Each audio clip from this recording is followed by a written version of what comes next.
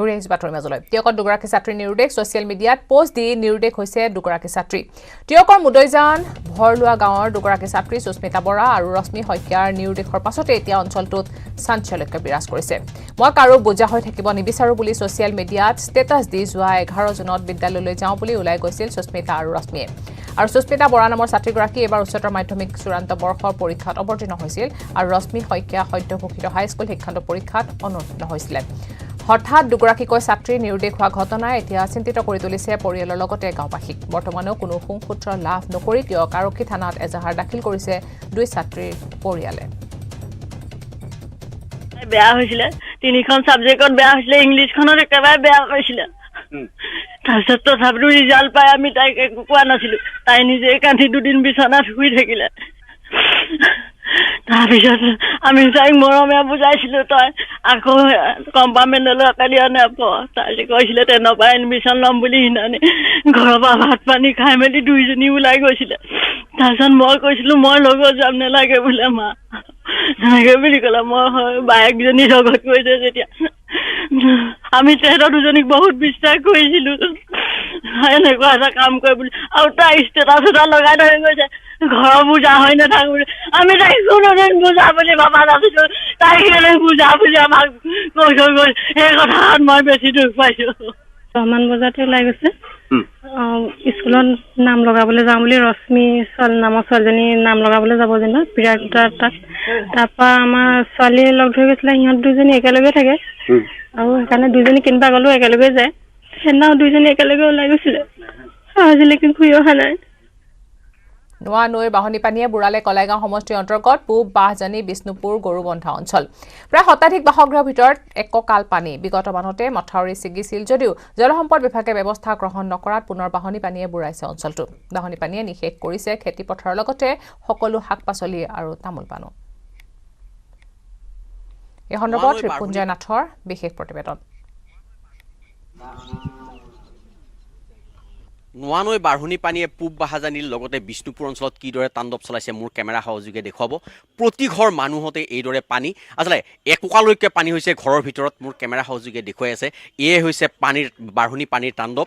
যি নোৱানৈ বাঢ়নী পানীৰ প্ৰথম পানীত যিটো মথাউৰি ভাঙিছিল, একমাত্ৰ জলসম্পদ বিভাগৰ হেমাহিৰ বাবে আচলতে এই দ্বিতীয়বাৰ এওঁলোকে এই অঞ্চলৰ ৰাইজে এই জীয়াটো ভুগিব লগা হৈছে। মোৰ কেমেৰা সহযোগে দেখুৱাই আছে এইদৰে আচলতে ঘৰৰ যি সম্পত্তি স্থাৱৰ অস্থাৱৰ যি সম্পত্তি আছিলে সকলো শেষ হৈ গ'ল। তেওঁলোকে খাবলৈ এতিয়া ভাত নাই, খাবলৈ পানী নাই। যোৱা নিশা যি বাঢ়নী পানী আহিছিলে সেই বাঢ়নী পানীয়ে এইদৰে আচলতে সম্পূৰ্ণ ঘৰসমূহ তেওঁলোকৰ যি আচবাব আছিলে সকলো আচলতে শেষ কৰি দিলে। আৰু ৰাতিৰ ভিতৰতে অহা পানীয়ে আচলতে তেওঁলোকে ধৰিব নোৱাৰিলে আচলতে কিদৰে আচলতে এই ঘৰত পানী সোমালে। তাৰপিছতে তেওঁলোকে যি ঘৰৰ সম্পূৰ্ণ ঘৰ পানীৰ তলত এতিয়া মোৰ কেমেৰা সহযোগে দেখুৱাই এই হৈছে বাঢ়নী পানীৰ তাণ্ডৱ বুলি ক'বলগীয়া।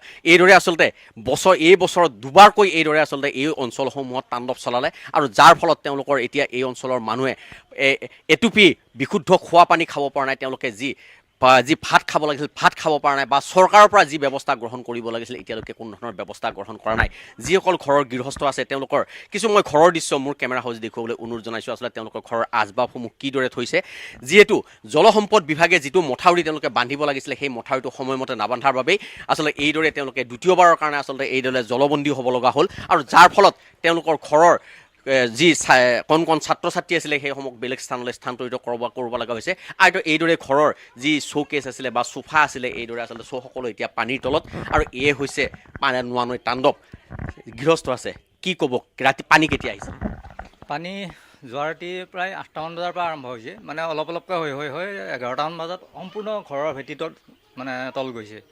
মানে আমি ক'ত যাম কি কৰিম উপায় নোপোৱা হৈ গৈছে। শেষত যাই কিবা কৰি মানে বস্তুবিলাক অলপ মানে এখনৰ পিছত এখন হেৰি কৰি উঠাই থৈছোঁ, কিন্তু উপায় নাই আৰু পানীক বাধা দিয়াটো আমাৰ শক্তি নাই। গতিকে ক্ৰমান্বয়ে বাঢ়ি আছে। এতিয়া অকণ আমাৰ সৰু মাইনা এজনী আছে আৰু তাইক লৈ আমাৰ বিশেষ অসুবিধা হৈছে। তাৰমানে এনেকুৱা হৈছে থকাৰ হেৰি নাই। যোৱাবাৰ আছিলোঁ আমি বাহিৰত কাৰোবাৰ তাত গৈছিলোঁ, কিন্তু এইবাৰ আকৌ সেনেকৈ যোৱাৰো সুবিধা নহয়, সময় নাপালোঁ। হয়, আচ্ছা, কি কাৰণত পানীটো বাঢ়িলে? যিটো মথাউৰিটো ভাঙিছিলে সেইটো সোনকালে নাবান্ধিলে নেকি? হয়, তাৰমানে যিটো কাৰণত পানী ইমান বেছি হ'ল, যোৱাবাৰ নোৱানৈৰ এই গাইড বান্ধটো যেনিবা এই গাঁৱৰ যিটো মথাউৰি এইটো ভাঙি পানীটো সোমোৱাৰ পিছত ইফালে ভাঙিলে, কিন্তু চৰকাৰে কি কৰিলে এইটোত গুৰুত্ব কমকৈ দিলে আমাৰ বোধেৰে আৰু এইটোত সম্ভৱ গুৰুত্ব কমকৈ দিলে কাৰণ এইটো মজবুতকৈ বান্ধিব লাগিছিল যিটো কাৰণত নেকি 3বাৰকৈ ভাঙিলে কিন্তু ইফালৰ এই মথাউৰিটো সম্পূৰ্ণ একদম মজবুতকৈ বান্ধাৰ ফলত পানীটো ওলাই যাব নোৱাৰা হ'ল আৰু ইফালৰ পৰা এইটো 3বাৰ ভাঙি সম্পূৰ্ণ আমাক ডুবাই আছে এতিয়া য'ত নেকি বেছিকৈ মানে গুৰুত্ব দি বন্ধাব লাগিছিল হয়তো সেইটো নকৰিলে তেওঁলোকে নামমাত্ৰহে কৰিলে কিজানি এনেকুৱা আমাৰ ধাৰণাহে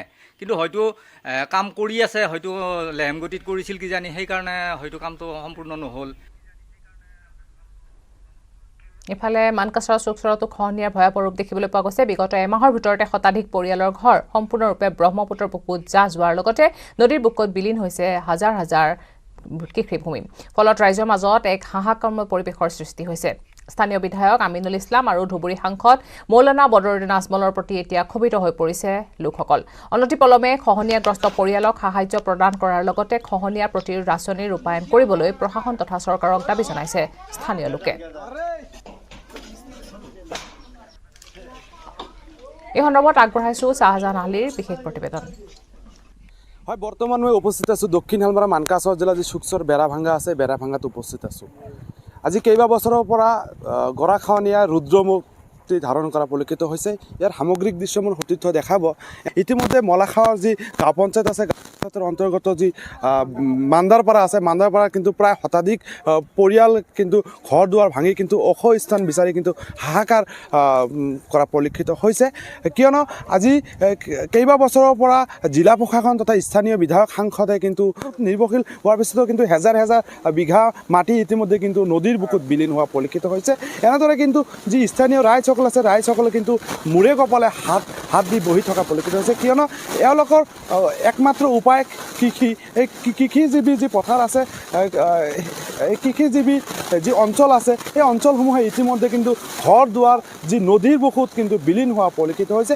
মোৰ সৈতে ইয়াত একাংশ স্থানীয় ৰাইজ আছে মই কথা পাতিবলৈ যত্ন কৰিম কিয়নো আজিও ঘৰ কিন্তু ভাঙি আছে একাংশ স্থানীয় ৰাইজে কি ক'ব আপোনাৰ ঘৰ আজি ভাঙি আছে কি কিমান দিনৰ পৰা আহিছে ৰুদ্ৰমূৰ্তি এইটো মানে এইটো 2-3 বছৰৰ পৰা এনেকুৱা হৈছে কিন্তু এইটো বৰ্তমান এমাহৰ পৰা বেছি হৈ গৈছে হাতেমূৰে কপালত দিয়া অৱস্থা হৈছে আমি চৰকাৰক অনুৰোধ কৰিছোঁ এই খেতিয়কবিলাকক এককালীন 2 লাখ টকাৰ এটা আৰ্থিক সাহায্য আগবঢ়াব লাগে আৰু আমাৰ মাননীয় সাংসদ মৌলানা বদৰুদ্দিন আজমলক অনুৰোধ কৰিছোঁ আৰু আপোনাৰ সাংসদ পুঁজিৰ পৰা নহ'লেও আপোনাৰ আজমল ফাউণ্ডেশ্যনৰ পৰা 10 কোটি টকা অনতিপলমে আবণ্টন দিব লাগে আজমল ফাউণ্ডেশ্যনৰ পৰা আমাৰ এই অঞ্চলৰ সুৰক্ষা দিয়াৰ কাৰণে মই অনুৰোধ কৰিছোঁ আৰু আমাৰ স্থানীয় বিধায়ককো অনুৰোধ কৰিছোঁ MDC আৰু জিলা পৰিষদৰ চিফ আমাৰ মাননীয় মুখ্যমন্ত্ৰী বিজেপি চৰকাৰ মাননীয় মুখ্যমন্ত্ৰী ডক্টৰ হিমন্ত বিশ্ব শৰ্মা ডাঙৰীয়াকো মই অনুৰোধ কৰিছোঁ জিলা প্ৰশাসনক অনুৰোধ সকলোকে অনতিপলমে আহি যাতে আমাৰ এই অঞ্চলখিনি নিৰাপত্তা দিয়াৰ কাৰণে সুৰক্ষিত কৰে এইখিনি মই কামনা কৰিছোঁ তিনিচুকীয়াত পুনৰ উচ্ছেদ অভিযান অবৈধভাৱে দখল কৰা বাসগৃহৰ ওপৰত চলিছে বুলডোজাৰ শ্ৰীপুৰীয়াস্থিত ৰেল মাটি দখল কৰি ঘৰ নিৰ্মাণ কৰা 1.5 শতাধিক বাসগৃহ উচ্ছেদ কৰা হৈছে ৰেল বিভাগে জিলা প্ৰশাসনৰ সহযোগত চলাইছে উচ্ছেদ অভিযান উচ্ছেদৰ পূৰ্বে জাননী প্ৰেৰণ কৰাৰ লগতে দেওবাৰে মাইক যোগে উচ্ছেদৰ কথা ঘোষণা কৰিছিল ৰেল বিভাগে আৰক্ষী অৰ্ধসামৰিক বাহিনী আৰু ৰেলৱে সুৰক্ষা বাহিনীৰ উপস্থিতিত চলিছে উচ্ছেদ এই সন্দৰ্ভত তিনিচুকীয়া সাংবাদিক উপাসনাৰ বিশেষ ৰিপৰ্ট আজি পুনৰবাৰ চলিল উচ্ছেদ অভিযান আৰু এই মুহূৰ্তত মই উপস্থিত আছোঁ তিনিচুকীয়া জিলাৰ শ্ৰীপুৰীয়াত আৰু শ্ৰীপুৰীয়াত বৰ্তমান প্ৰশাসনে লগতে সহযোগত ৰেলৱে ডিপাৰ্টমেণ্টৰ পৰা উচ্ছেদ অভিযান চলোৱা হৈছে মোৰ সহযোগীয়ে দেখাইছে বৰ্তমান এই দৃশ্য বৰ্তমান শ্ৰীপুৰীয়াৰ যি 100 শতাধিক বাসগৃহ ইতিমধ্যে উচ্ছেদ অভিযান চলোৱা হৈছে কিয়নো তিনিচুকীয়া যিটো ৰেলৱে মাটিত এনেদৰে 100 শতাধিকৰ ওপৰত বাসগৃহ ইয়াত অবৈধভাৱে বনোৱা হৈছিলে আৰু প্ৰশাসনে যিহেতু আৰু ৰেলৱেৰ যিটো কৰ্তৃপক্ষ বাৰম্বাৰকৈ কৈ আছিলে যে এইটো ঘৰ খালী কৰিব লাগে কিন্তু দেখা গৈছে এই মুহূৰ্তত যিহেতু তেওঁলোকে কোনো কাণসাৰ নকৰাৰ বাবে আজি এনেদৰে ৰেলৱে মাটি যিটো বেদখল ইমান দিনে যিটো তেওঁলোকে বেদখল কৰি এনেদৰে তেওঁলোকে ৰখি আছে আৰু তাৰে যি দৃশ্য আমি বৰ্তমান নিউজ 18 দৰ্শকক দেখাইছোঁ আজি পুৱাৰ ভাগৰ পৰাই প্ৰশাসনে এনেদৰে তিনিচুকীয়াৰ শ্ৰীপুৰীয়াত ৰেলৱে মাটি দখল কৰি দীৰ্ঘদিন ধৰি বাস কৰা যি 1.5 শতাধিক যি বাসগৃহত আজি বৰ্তমান উচ্ছেদ অভিযান চলাইছে তাৰে দৃশ্য আমি দেখাইছোঁ তিনিচুকীয়া ৰাজচক্ৰ বিষয়া চিন্ময় পাঠক আৰু কাৰ্যবাহী দণ্ডাধীশ নীলুৰাম শৰ্মাৰ নেতৃত্বত চলিছে এই উচ্ছেদ অভিযান। তাৰ লগতে ৰেলৱেৰ যি ডিপাৰ্টমেণ্ট কৰ্তৃপক্ষসকলে উপস্থিত আছে, অৰ্ধসামৰিক বাহিনী উপস্থিত আছে, তিনিচুকীয়া জিলাৰ প্ৰশাসন আছে, প্ৰশাসনৰ সহযোগত আজি এনেদৰে উচ্ছেদ অভিযান চলাইছে। মোৰ সঠিক যিটো দৃশ্য দেখাইছে, যিহেতু 1.5 শতাধিকতকৈ অধিক বাসগৃহ ইতিমধ্যে বাসগৃহৰ ওপৰত চলিছে বুলডোজাৰ, আৰু যিহেতু কিছুদিন পূৰ্বে তেওঁলোকক জাননী প্ৰেৰণ কৰা হৈছিল যে এনেদৰে বুলডোজাৰ চলাই বাসগৃহ যিহেতু তেওঁলোকৰ উচ্ছেদ কৰা হ'ব, উচ্ছেদ অভিযান চলোৱা হ'ব। আৰু যোৱাকালি যিহেতু জাননী কৰা হৈছিলে আৰু যিহেতু মাইক যোগেদি তেওঁলোকক জনোৱা হৈছিলে, আৰু এই মুহূৰ্তত দেখা গৈছে সেই উচ্ছেদ অভিযান চলি আছে। আৰু এই মুহূৰ্তত যিহেতু মোৰ লগত ৰাজচক্ৰ বিষয়া চিন্ময় পাঠক উপস্থিত আছে, আমি তেওঁৰ প্ৰতিক্ৰিয়া জানিবলৈ চেষ্টা কৰিম। কি ক'ব আজি যিহেতু বহুত দিনৰ পৰাই অবৈধভাৱে দখল কৰি আছিলে? আজি যোনটো এভিকশ্যন কৰা গৈছে এইটো ৰেলৱে লেণ্ডত কৰা গৈছে এভিকশ্যনটো। এই এভিকশ্যনটো হৈ আছে as per public premises eviction act, আৰু এখেতসকলক বিভাগীয় ফালেদি ন'টিচ দিয়া গৈছিলে যাতে এনক্ৰ'চমেণ্টটো ৰিমুভ কৰি দিয়ে। লগতে আজি এই এভিকশ্যনটো কৰা গৈ আছে, আৰু ডিষ্ট্ৰিক্ট এডমিনিষ্ট্ৰেশ্যনৰ ফালেদি তাৰমানে 2জন মেজিষ্ট্ৰেট ডিটেইল কৰা গৈছে। মই আছোঁ চক্ৰ বিষয়া, আৰু আমাৰ এছিষ্টেণ্ট কমিশ্যনাৰ নীলুৰাম শৰ্মা আছে। আৰু এই ষ্ট্ৰেচটো আজি পূৰা কৰা যাব, আৰু এভিকশ্যনৰ ডিটেইলছ কিমান কাচ্চা পাক্কা কিমান কনষ্ট্ৰাকশ্যন আছে যোনটো এভিক্ট হ'ব সেইটো আপোনালোকক বিভাগীয় কৰ্তৃপক্ষই ভালকৈ দিব পাৰিব। আজি ৰেলৱেৰ ফালৰ পৰা ৰেলৱে এষ্টেট অফিচাৰজন আহিছে। খবৰ আৰু আছে, কিন্তু তাৰ আগতে ল'ব লাগিব এটা সৰু বিৰতি। পুনৰ ঘূৰি আহিছোঁ বাতৰি মাজলৈ। নিযুক্তি পৰীক্ষা অনুষ্ঠিত কৰাৰ ক্ষেত্ৰত চৰকাৰে বৈষম্য কৰাৰ অভিযোগ উত্থাপন কৰিছে AIDF-এ। চৰকাৰে 26,000 নিবনুৱাক নিযুক্তি দিয়াৰ বাবে বিভিন্ন বিভাগত পৰীক্ষাৰ দিন নিৰ্ধাৰণ কৰিছে, কিন্তু নামনি প্ৰাৰ্থীয়ে 500-600 কিলোমিটাৰ দূৰৰ উজনিৰ জিলাত দিব লাগিব পৰীক্ষা। দুখীয়া অথবা দিব্যাংগ এজন প্ৰাৰ্থীয়ে ইমান দূৰত কেনেকৈ পৰীক্ষা দিব বুলি প্ৰশ্ন উত্থাপন কৰি AIDF-ৰ সাধাৰণ সম্পাদক আমিনুল ইছলামে কয় যে এয়া চৰকাৰৰ চৰম বৈষম্যমূলক সিদ্ধান্ত। ধুবুৰী গোৱালপাৰাত যদি APSC পৰীক্ষা অনুষ্ঠিত কৰিব পাৰে, তেনেহ'লে আন নিযুক্তি পৰীক্ষা কিয় অনুষ্ঠিত কৰিব নোৱাৰে বুলি প্ৰশ্ন কৰে AIDF-ৰ নেতাজনে। ইফালে সাম্প্ৰদায়িক মন্তব্য কৰা নুপুৰ শৰ্মাক বিজেপিয়ে বহিষ্কাৰ কৰিয়ে দায়িত্ব সামৰিছে বুলিও সমালোচনা কৰে বিৰোধী দলটোৱে। কংগ্ৰেছ দল ইতিহাস হ'ল বুলি তীব্ৰ কটাক্ষ কৰিলে আমিনুল ইছলামে। আৰু নতুনকৈ 26,000 নিয়োগৰ ব্যৱস্থা কৰিছে বুলি ইতিমধ্যে আমি অৱগত। আমি দেখিছোঁ যে আমাৰ নামনি অসমৰ এটা দুটা ঠাইত চেণ্টাৰ আছে। বিশেষকৈ আমি দেখিছোঁ বঙাইগাঁৱৰ কাৰণে আছে, গোৱালপাৰা কিছুমানৰ কাৰণে বঙাইগাঁৱত দিছে। ধুবুৰীৰ যিখিনি পৰীক্ষাৰ্থী তেখেতসকলক দিছে তেজপুৰ, কামৰূপ মেট্ৰ'। আমি দেখিছোঁ চাউথ চালমাৰা মানকাছৰৰ কাৰণে দিছে শোণিতপুৰ, তেজপুৰ। আমি আচৰিত হৈছোঁ যে আজি দক্ষিণ চালমাৰা মানকাছৰ জিলা শোণিতপুৰ গৈ কিমান কিলোমিটাৰ হ'ব? ইপিনে প্ৰায় 300 কিলোমিটাৰ, ইপিনে another 200 কিলোমিটাৰ, 500 কিলোমিটাৰ দূৰত গৈ পৰীক্ষা দিব লাগিব। আজি বৰপেটাৰ পৰা, জনিয়াৰ পৰা, বৰপেটাৰ পৰা, বাগবৰৰ পৰা এইখিনি মানুহ যাব লাগিব যোৰহাট, ডিব্ৰুগড়, তিনিচুকীয়া। এই যিটো বৈষম্য, পৰীক্ষা আপোনালোকে নিয়োগ যেনেকৈ হওক, পৰীক্ষাৰ নামত এনেকৈ হাৰাশাস্তি কৰাৰ উদ্দেশ্যটো কি? আপোনালোকৰ ইণ্টাৰনেল ইণ্টেনশ্যনটো কি? যদি এইটো ডেট মতে পৰীক্ষা হয়, তেতিয়াহ'লে যোৱাকালিৰ যিটো মুখ্যমন্ত্ৰীৰ ঘোষণা, সেই ঘোষণাটো কি? সেইটোৱে সঁচা বুলি ভাবিম যে 26,000ৰ কাৰণে সুখবৰ আপোনালোকৰ পৰীক্ষাৰ দিন ধাৰ্য হৈছে 21 আগষ্ট আৰু 7 আগষ্ট। ডিৰেক্টৰ অফ হেল্থ ছাৰ্ভিচ DHS-ৰ যিটো এক্সাম, সেইটো আকৌ 19 তাৰিখ। এইটো সঁচা নে সেইটো সঁচা? এতিয়া অসংখ্য মানুহ এইটো কনফিউজ। তেখেতসকলে হাতত এডমিট পাইছে 26 তাৰিখ পৰীক্ষা, মুখ্যমন্ত্ৰীৰ ঘোষণা হৈছে আগষ্টৰ 7 তাৰিখ আৰু আগষ্টৰ 21 তাৰিখ। এতিয়া মানুহবিলাক কনফিউজ হৈছে, আমি এডমিট মতে যাম নে ডিব্ৰুগড়, এবাৰ যাম নে আকৌ ঘূৰি আহিব লাগিব, সেইটোৱে এতিয়ালৈকে ক্লিয়াৰ হোৱা নাই।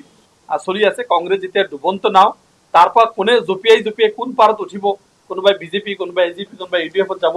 নাও যখন ডুবিব, নাওত মানুহ কিন্তু এনেই মৰিব নেকি? জঁপিয়াব বাচিবৰ কাৰণে। তো এতিয়া কোন আহি কাৰ পাৰত উঠে সেইটো এতিয়া অপেক্ষা কৰিব লাগিব ডুবালৈকে। নলবাৰীৰ মোবাইল দোকানত চোৰৰ চাফাই। এনিউ ইলেক্ট্ৰনিক্স নামৰ মোবাইল দোকানখনত চোৰে চলাইছে অভিযান। নলবাৰী সদৰ থানাৰ পৰা মাত্ৰ কেইমিটাৰমান আঁতৰত থকা দোকানখনৰ পৰা লুটিছে কেইবা লক্ষাধিক টকাৰ স্মাৰ্টফোন। নিশা মোবাইল দোকানৰ টিনপাত কাটি চোৰে লৈ গৈছে মোবাইল। উল্লেখ্য যে নলবাৰী চহৰত শেহতীয়াভাৱে সংঘটিত হৈ আহিছে কেইবাটাও চুৰি ঘটনা। চেণ্টাৰ মই সদায় শুনো দোকানত আজি ৰাতিপুৱা আহি পেলাই চাটাৰ খুলি পেলাই দেখা পাওঁ যে উপাধি ভাঙি আছে কি হৈ আছে তাত চাৰ গোটেই কাটা আছে উপাধি ভাঙা আছে টিং তাত দি পেলাই চিলিং ভাঙি পেলাই সোমাই আছে আৰু মানে কিপেড ফোনবিলাক চুৰি কৰা নাই চব স্মাৰ্টফোন চুৰি হৈছে স্মাৰ্টফোন টাউনে দৰং জিলাৰ দলগাঁৱৰ কোপাতিত স্কুলীয়া ছাত্ৰীক অপহৰণ কৰিছে ছাত্ৰীগৰাকী চিঞৰ বাখৰত ৰাইজে বলেৰো বাহনৰ পৰা উদ্ধাৰ কৰে ছাত্ৰীগৰাকীক সৈতে সুকিত হাইস্কুল শিক্ষান্ত পৰীক্ষাত প্ৰথম বিভাগত উত্তীৰ্ণ ছাত্ৰীগৰাকীয়ে কোপাতিৰ নিজে অধ্যয়ন কৰা বিদ্যালয়লৈ গৈ নামভৰ্তিৰ কাম সম্পন্ন কৰি ঘূৰি অহাৰ সময়তে অপহৰণৰ চেষ্টা কৰে ছাত্ৰীগৰাকীক দুজন যুৱকে বলপূৰ্বকভাৱে এখন বলেৰো গাড়ীত উঠাই লৈ পলায়ন কৰাত একাংশ লোকে গাড়ীখন ধৰিবলৈ চেষ্টা কৰে আৰু অৱশেষত গাড়ীখন আগভেটা দি যুৱক দুজনক আটক কৰাৰ লগতে ছাত্ৰীগৰাকীক উদ্ধাৰ কৰিবলৈ সক্ষম হয় স্থানীয় লোকে ঘটনাস্থলীত বড়োবজাৰ আৰক্ষী উপস্থিত হৈ যুৱক দুজনক আটক কৰিছে আটকাধীন যুৱক দুজন হৈছে কলাইগাঁৱৰ ৰহিত আলী আৰু চিংৰিমাৰীৰ ইনামুল আটকাধীন অপহৰণকাৰীক জেললৈ প্ৰেৰণ কৰিছে আৰক্ষীয়ে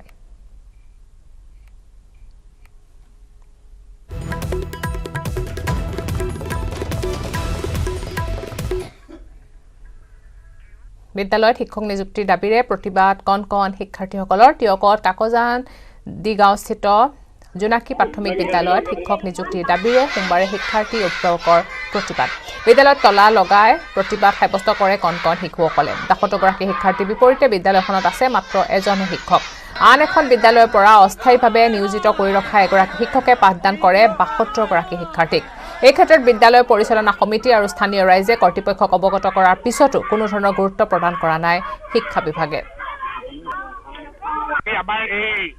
চেন্ট্ৰেল ব্লক আণ্ডাৰ অধীনত তোমাৰ কাকজান দগাঁও জোনাকী প্ৰাথমিক বিদ্যালয়খনেই ১৯৬২ চনত স্থাপিত সকলো ৰাইজৰ সহযোগত আমাৰ আজি তলা লগোৱা কাৰ্যসূচী তলা লগোৱা কাৰ্যসূচীটো এইকাৰণে লৈছে যে বিঅ' আৰু ডিঅ' তাৰ লগতে আমাৰ মাননীয় যিগৰাকী শিক্ষামন্ত্ৰী তেখেতলৈ আমি পত্ৰ প্ৰেৰণ কৰিছিলোঁ যে আমাক শিক্ষক লাগে তেখেতসকলে কোনোদিন নালাকৈ দিমকে থাকিল কিন্তু আজিলৈকে এজনো শিক্ষক নিযুক্তি নিদিলে চাওক কাষতে এখন স্কুলত ৬জন ছাত্ৰ ছাত্ৰী নামনি দিলে ৬জন ছাত্ৰ ছাত্ৰীৰ ভিতৰত তাত ৪জন শিক্ষক ইয়াত এজন আছে এগৰাকী আছে কিন্তু সেইগৰাকীও আমি ঢেকীয়াখোৱা মাধৱদেৱ বা এল পি স্কুলৰ পৰা টানি আনি লংকাত চাঞ্চল্যকৰ হত্যাকাণ্ড সংঘটিত হৈছে স্বামীৰ উপৰ্যপৰি আক্ৰমণত প্ৰাণ গৈছে পত্নী লংকাৰ কাকি বেলতলাৰ ১ নং মাইনাও ডুবিগাঁৱত সংঘটিত হৈছে এই ঘটনাটো ৰতেন বসুমতাৰী নামৰ ব্যক্তিজনে পীড়াৰে আক্ৰমণ কৰে পত্নীক পাৰিবাৰিক কন্দলৰ বাবে এই ঘটনা সংঘটিত হোৱাৰ সন্দেহ কৰিছে স্থানীয় লোকে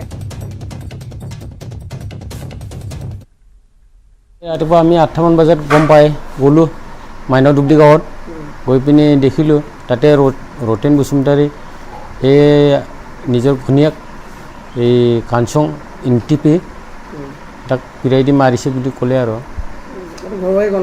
হয় সেইটো পাৰে মোটা মাইকী আৰু ইয়াৰ লগে লগে সময় হৈছে এতিয়া বাটৰ পৰা বিদায় লোৱাৰ নমস্কাৰ